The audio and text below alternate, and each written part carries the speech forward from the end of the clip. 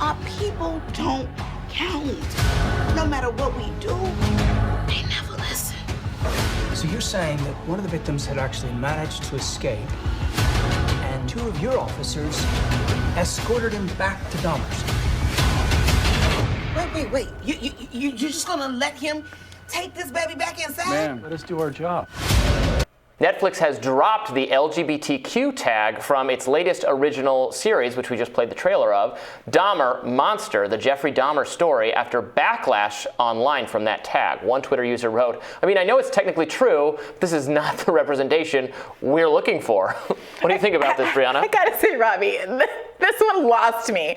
Look, Jeffrey Dahmer was gay, and he also had gay victims. The idea that you wouldn't want the gestalt of that story to be understood, such a crucial part of the injustice that happened here, and you see a little bit in the trailer, is that there was a kind of indifference to solving the victims' crimes because they were in a group that was under considered in society, both because they were gay and because they were predominantly Black, Latino, and Asian. Yeah, 100%, and I want to talk about that a little bit more. But yeah, I agree with you. It would be one thing if the label was like LGBTQ romance or something. Right.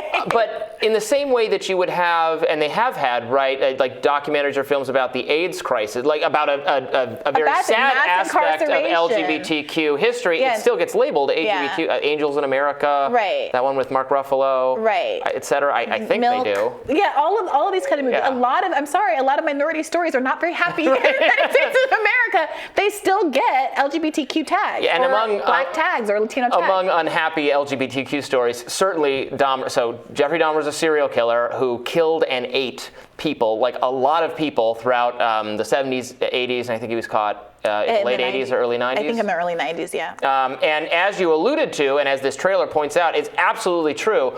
It's astonishing he was able to get away with it for so long because it was noticed that there were funny smell. Like he had severed heads in his fridge. He would drill holes into his victims and like fill them with acid. And at least once, a victim actually escaped, underage, naked, ran out of his apartment, bleeding, had a hole in his head, and the neighbors, one of them there played by Niecy Nash, they're trying to help this again, and he was an underage boy as well, and the police come and they take him back. It's not funny how he gets killed. They take him back to Jeffrey Dahmer's and he's killed.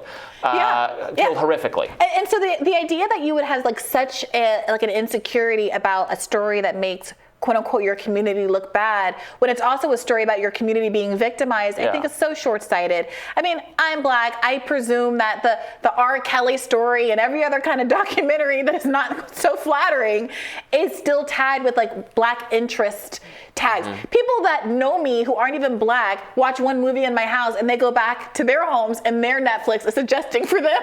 Are you saying does Netflix have a Black on Black crime tag or something? Oh my God. I doubt it. It's much too woke for that. But look, like this just is what it is. And also, by the way, I don't think there are a ton of people who are actually upset about this.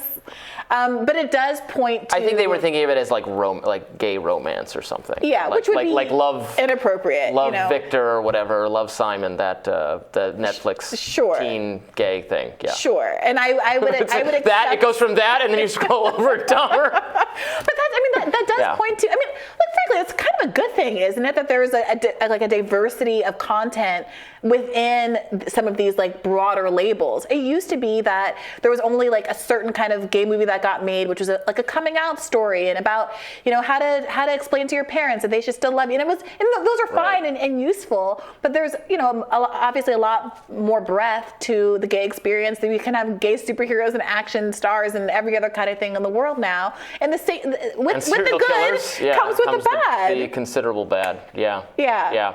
Yeah, you had mentioned that the Zac Efron one is Ted Bundy, who's another famous, notorious serial killer who targeted women, college-age women in California and killed so many people. Yeah, a friend in my head, Zac Efron really killed it in that role. Oh boy.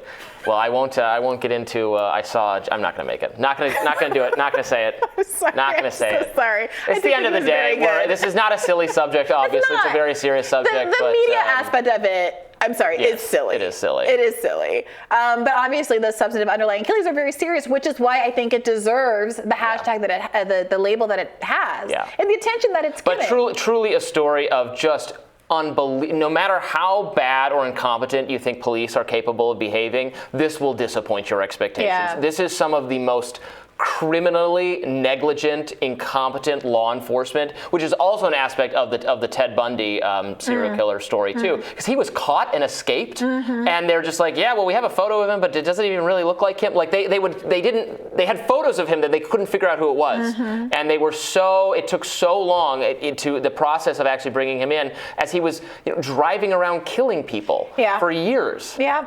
So.